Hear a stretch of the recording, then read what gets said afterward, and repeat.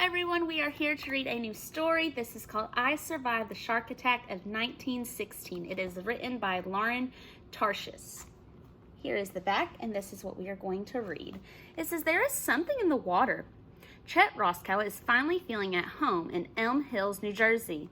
He has a job with his Uncle Jerry at a local diner, 3 great friends, and the perfect summertime destination, cool, refreshing Matawan Creek. But Chet's summer is interrupted by shocking news. A great white shark has been attacking swimmers along the Jersey shore, not far from Elm Hills. Everyone in town is talking about it. So when Chet sees something in the creek, he shirts his imagination until he comes face to face with a bloodthirsty shark. Do you have what it takes to survive?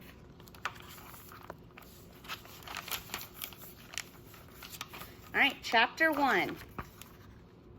There's a little shark tooth. July 12th, 1916, Elm Hills, New Jersey, in the Matawan Creek.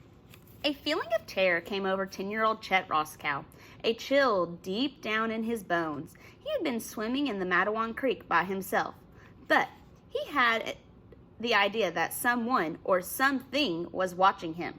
And then he saw it, a large gray fin slicing through the water like a knife.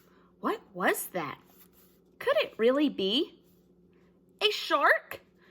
That was impossible. Elm Hills was miles and miles from the ocean. How could a shark find its way into this little creek? There is no way. But now Chet could see it coming towards him. The gigantic shark, bigger than Chet himself. The black eyes staring up through the water, killer eyes. Chet dove towards the shore, pounding through the water, kicking with all of his might. His feet touched the bottom. He was running now. Looking over his shoulder, the shark was right behind him. Its huge jaws wide open, its white dagger teeth gleaming in the blood-red mouth. Chapter 2. 9 days earlier. July 3rd, 1916, 9 a.m., the Elms Hill Diner. The Monday morning breakfast rush at Elm Hills Diner was finally over. Chet's feet ached. He was covered in syrup, donut crumbs, and bacon grease. His curly red hair was damp with sweat, but he was surprisingly happy. Uncle Jerry was paying him a fortune to help out at his diner this summer. 15 cents a day.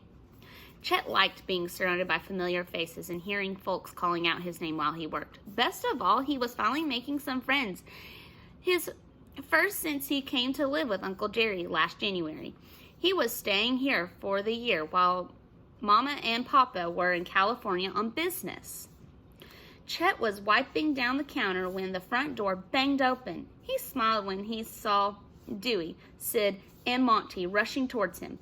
They came in every morning on their way to work at the tile factory.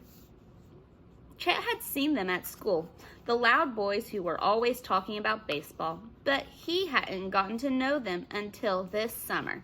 Did you hear? Dewey said, his freckled cheeks red with excitement.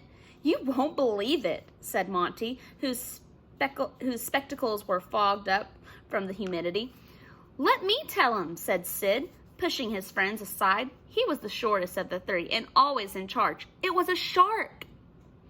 And then they all started talking at once. A shark attack. It was huge. Bit off a man's leg. There was blood everywhere. The man is dead.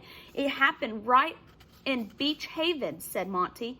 Beach Haven was about 70 miles south of Elm Hills, right on the Atlantic Ocean. Chet had heard about the fine hotels there, and the people who swam in the ocean in their fancy bathing costumes.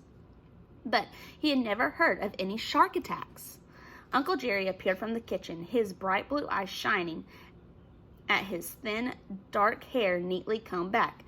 The guys always stood a little straighter when they saw Chet's uncle. He had been a baseball legend growing up here in Elm Hills. He could have gone pro, but he'd hurt his knee sliding home in a champion game. The team won, and Uncle Jerry could never play again. He still limped a little after a long day of work. "What's this about a shark?" he said as he passed out cinnamon donuts to each of the boys. "You fellas aren't trying to fool us, are you?" Chet knew the guys loved to pull pranks. On the last day of school, they put a frog in Minnie Martin's lunch pail. She was the prettiest girl in school, but she had been so mad her face turned an ugly shade of purple. "We're not fooling," Monty said, pulling a rumpled piece of newsprint from his trousers pocket. "Look at this," he said. He handed it to Chet. It was from the New Jersey Herald. The hair on the back of Chet's neck stood up as he read the story. Uncle Jerry read over his shoulder.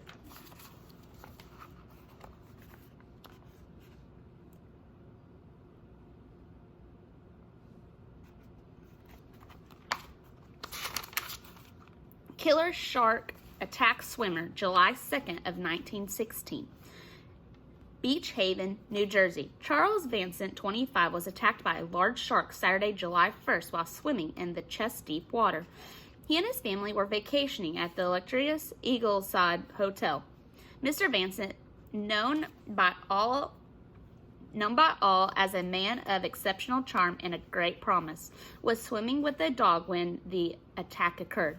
The beach was filled with fashionable ladies and gentlemen enjoying an early evening of breezes when panicked shouts suddenly echoed through the air. A large black fin could be seen swimming towards Mr. Vincent. Onlookers screamed warnings, but it was too late. The shark brutally attacked the young man, who struggled to swim to shore. A lifeguard and 2 men rushed to his aid and finally managed to free him from the water.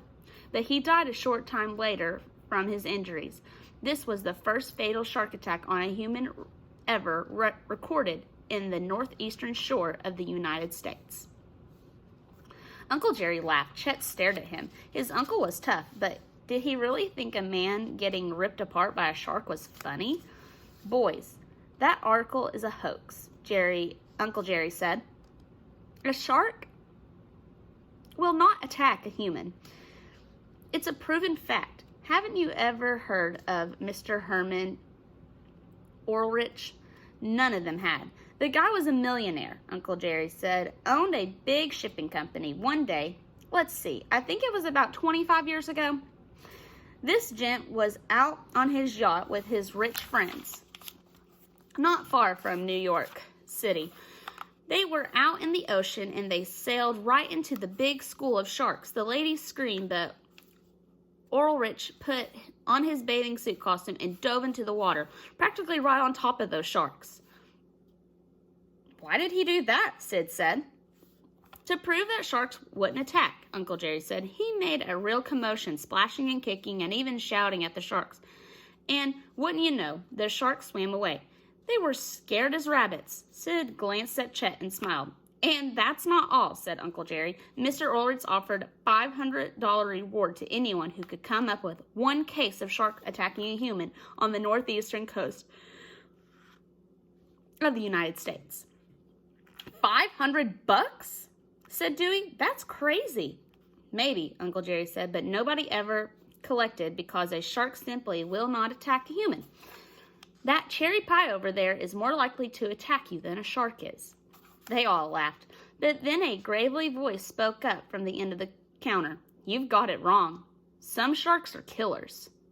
It was Captain Wilson, who came into the diner every day for breakfast. A long time ago, he had been whaling ship captain, but now he puttered around the creek on his broken-down motorboat. Usually, he had a dazed look in his eyes, like he wasn't sure where he was, but now the captain's eyes were sharp. "You've seen some sharks, Cap?" Uncle Jerry said, refilling the captain's coffee cup. "Seen one," said the captain. A white shark almost bit me right in two." "That's so," Uncle Jerry said, winking at Chet. "I don't want to scare you lads," the captain said. "Please, sir," Monty said. "Nothing scares us." "We can take it," Sid insisted. Chet realized with a happy jolt that the "we" included him. Uncle Jerry went back to the kitchen, shaking his head. "All right, then," the captain said, looking around the empty diner. "But Gather close and don't scream too loud. I don't want to upset the other customers. And that is the end of Chapter 2. Thanks for listening.